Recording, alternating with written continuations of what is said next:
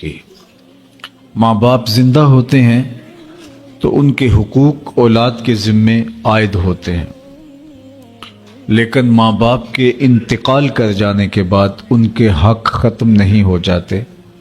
کچھ حق ایسے ہوتے ہیں جو بعد از انتقال اولاد کے ذمے واجب الادا ہوتے ہیں۔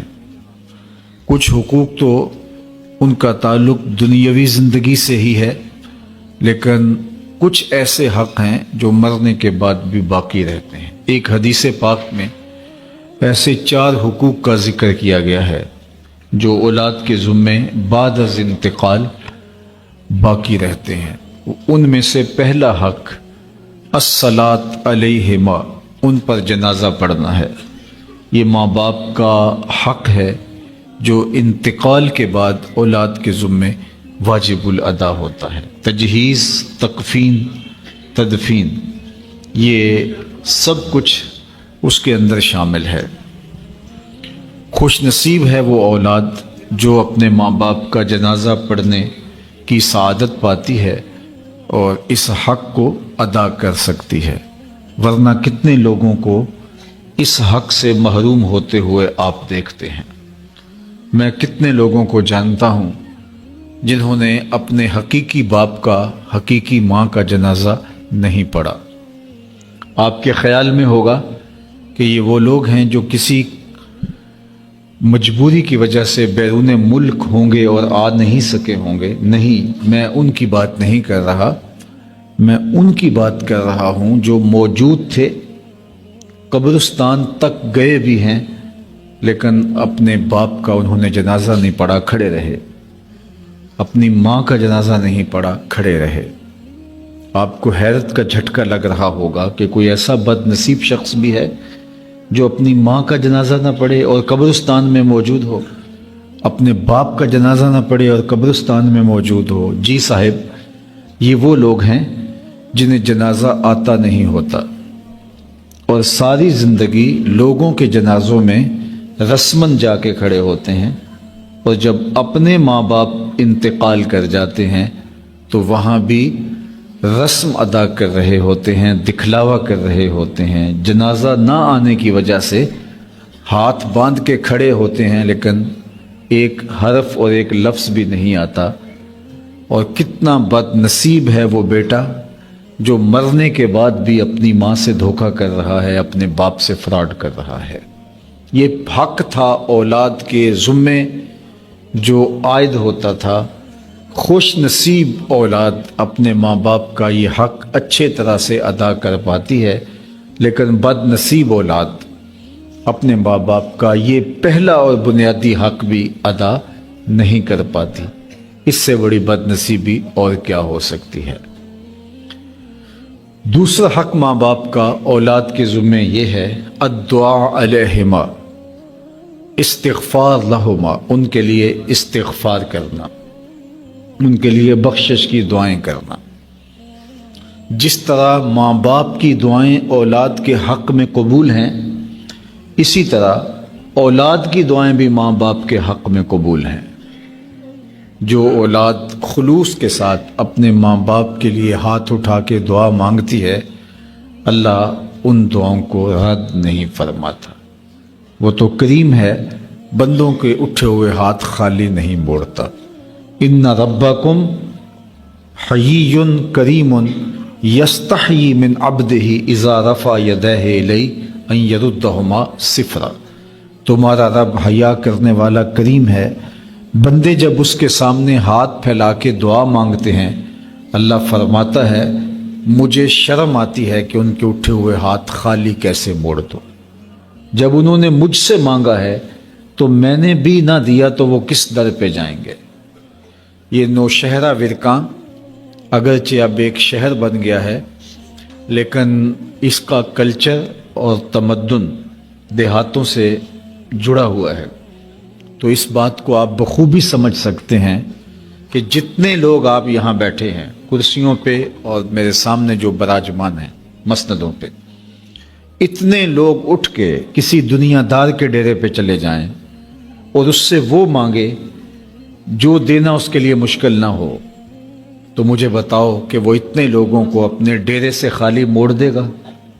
وہ کہے گا ڈیرہ داری کی شان کے خلاف ہے کہ اتنے لوگ میرے دروازے پر آ گئے ہیں اور مجھے دینے سے کوئی خاص فرق بھی نہیں پڑتا، تو میں ان لوگوں کو خالی نہیں موڑتا، یہ میری شان کے خلاف ہے، یہ ڈیرہ داری کی شان کے خلاف ہے۔ یا دنیا کا ڈیرے دار اتنے لوگ چلے جائیں تو ان کو خالی نہیں موڑتا، تو رب کی دہلیز پہ جب یہ ہاتھ پھیلائیں گے تو وہ خالی کیسے موڑ دے گا؟ وہ تو کریم ہے، وہ تو کہتا ہے کہ مجھ سے مانگو، لوگوں سے مانگیں تو انہیں غصہ آتا ہے، ناراض ہوتے ہیں، اللہ سے نہ مانگو تو ناراض ہوتا ہے۔ اگر کوئی نہیں مانگتا، کہتا ہے میں نہیں مانگتا، نہ مانگے، ضرورت تمہاری ہے اس کی تو نہیں۔ کل ما یعبؤ بکم ربی لولا دعاؤکم، اے محبوب فرما دو اگر تم نہیں پکارو گے تو وہ بھی پرواہ نہیں کرے گا۔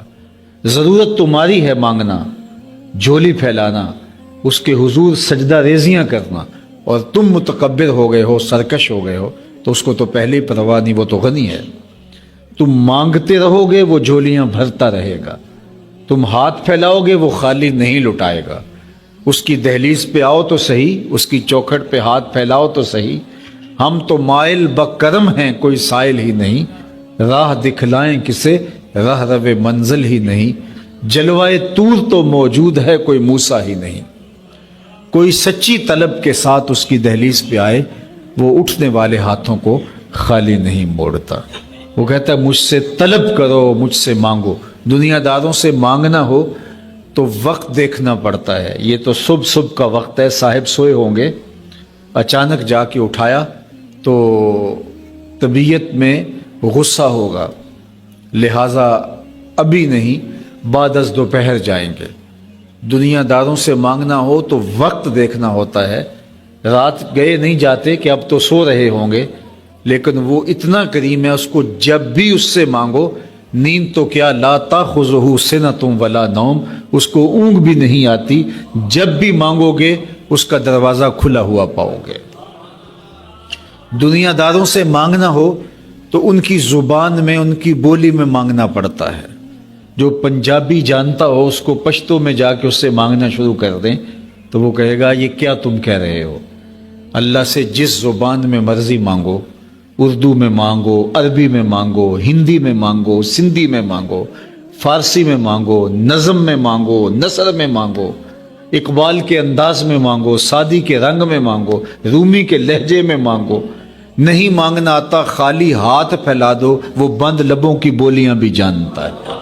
آؤ تو صحیح اس کی دہلیز پہ، جھولی تو پھیلاؤ، اس کی چوکھٹ پہ تو آؤ۔ بت کے آگے ہاتھ جوڑے زلیخا کہہ رہی ہے یا صنمی یا صنمی، اے میرے بت مجھے بچھڑا ہوا یوسف ملا دے۔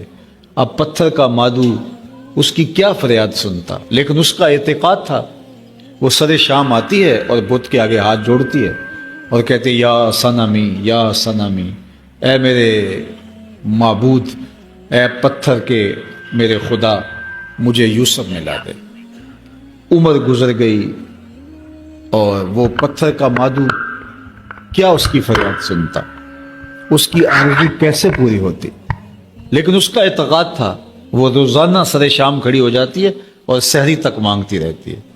ایک دن رات کا پچھلا پہر تھا، بت کے آگے ہاتھ باندھے کھڑی تھی، یا صنمی کا وظیفہ چل رہا تھا۔ اچانک نیند کا جھٹکا آ گیا، زبان بل کھا گئی، یا صنمی سے زبان لڑ کھڑائی تو بولی یا سمدی، یا سمدی۔ آواز آئی جبریل جلدی جا، یوسف کے گھوڑے کا رخ موڑ دے، بچھڑی ہوئی کو یوسف ملا دے۔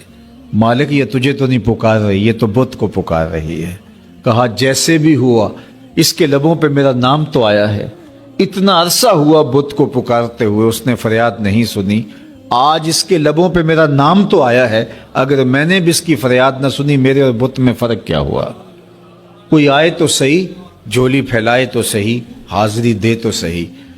اور بالخصوص والدین کے لیے دعائیں مانگنا اولاد کے لیے عزت کا سبب اور برکت کا ذریعہ ہے۔ میں نے کتب تصوف میں پڑھا ہے، ایک حدیث پاک اس کی تائید میں بھی مل گئی، جو شخص اپنے والدین کے لیے روزانہ مغفرت کی دعا کرے، والدین زندہ ہوں تب بھی، والدین فوت ہو گئے ہوں تب بھی، اس میں ناغہ نہ کرے، روزانہ اپنے والدین کے لیے مغفرت کی اسپیشل دعا کرے۔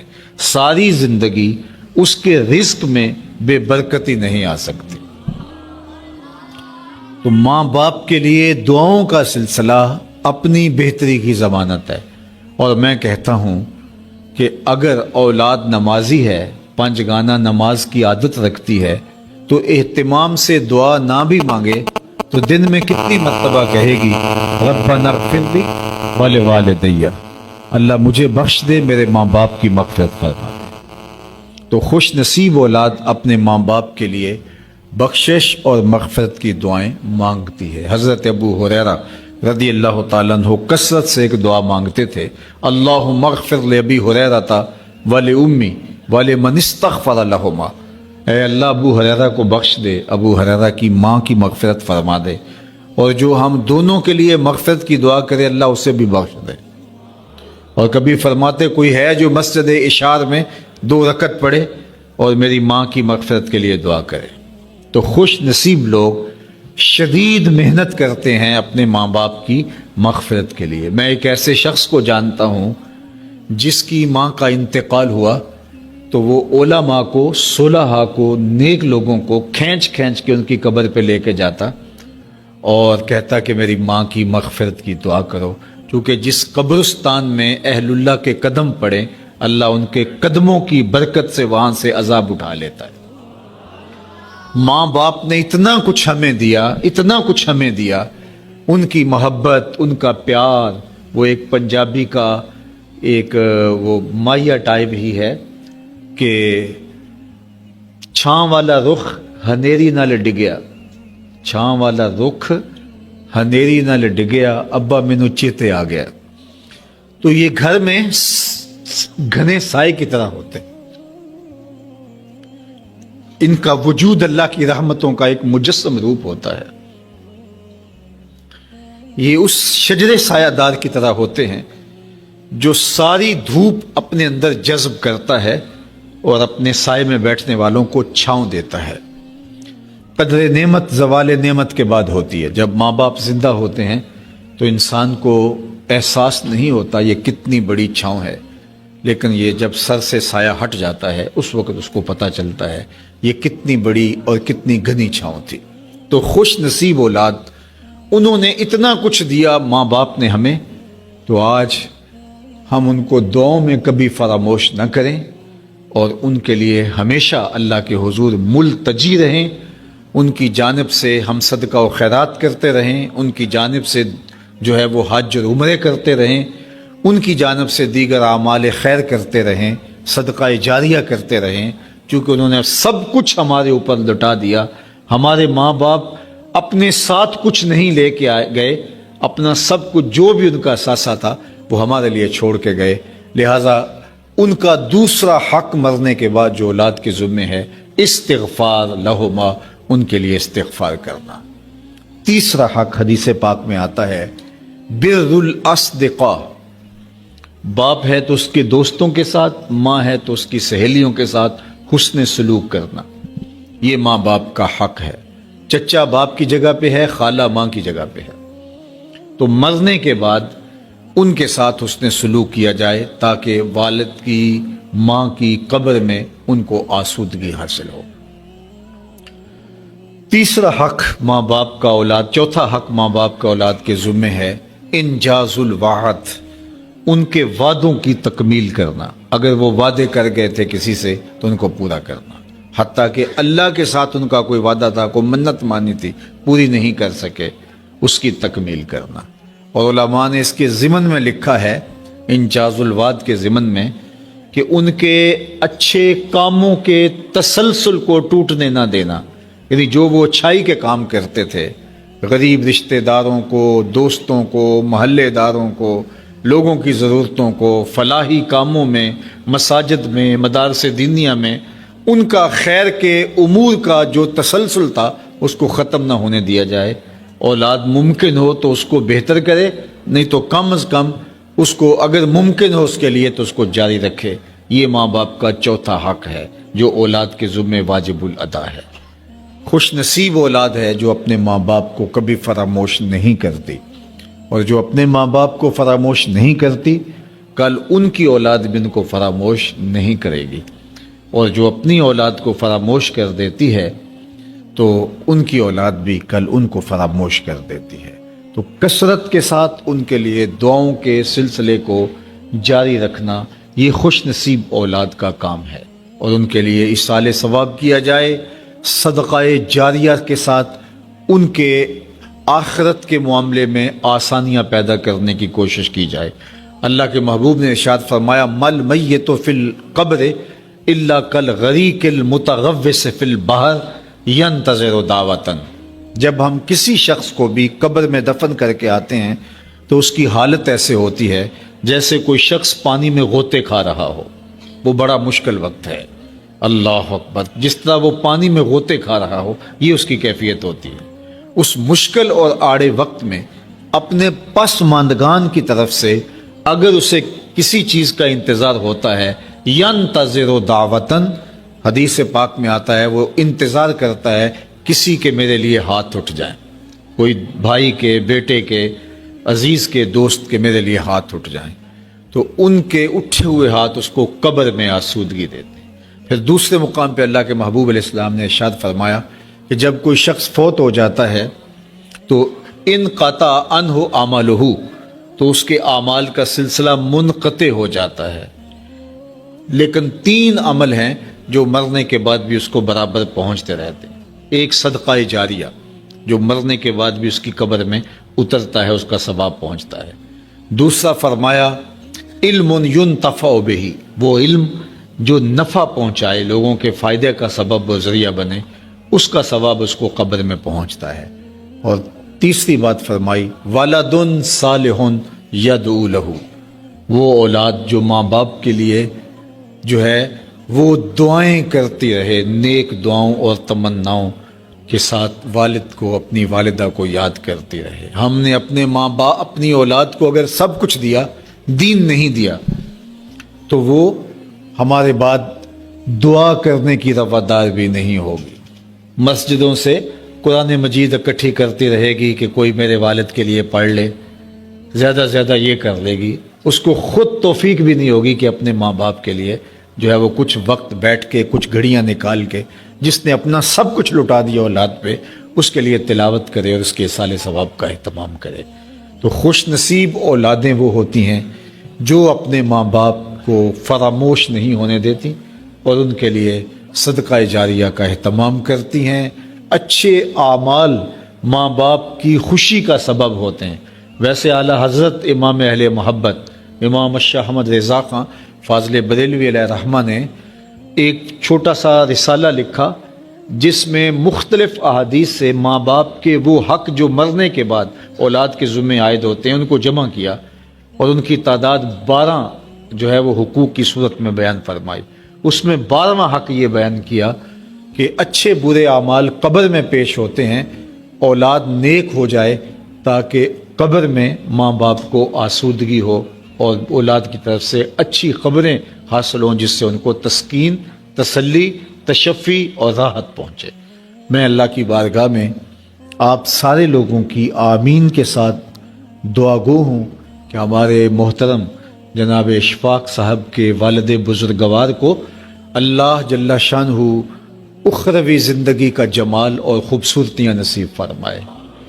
یہ اپنے باپ کے ایک اچھے فرزند ہیں اور جنہوں نے ہمیشہ اچھا صاف ستھرا کاروبار کیا ہے، اور یہ حلال حرام کی جس طرح تمیز کرتے ہیں اور اہتمام کرتے ہیں، اور پھر اپنے کاروبار کے اندر امور خیر کے لیے جو انہوں نے حصے رکھے ہیں، تو اللہ جل شانہ اس کی برکتیں ان کے والد بزرگوار کو نصیب فرمائے اور اپنی خاص کرم نوازیاں اور رحمتیں اس خاندان کا مقسوم فرمائے۔ اور میں اس موقع پہ بارگاہ عزدی میں دعا گو ہوں کہ جتنے لوگ اس مجلس میں موجود ہیں اللہ سب کے والدین کی مغفرت فرمائے، جن کے والدین زندہ و جاوید ہیں اللہ صحت بری لمبی زندگی ان کا مقسوم فرمائے، اور جن کے والدین انتقال کر گئے ہیں اللہ ان کی قبروں کو بقعۂ نور بنائے۔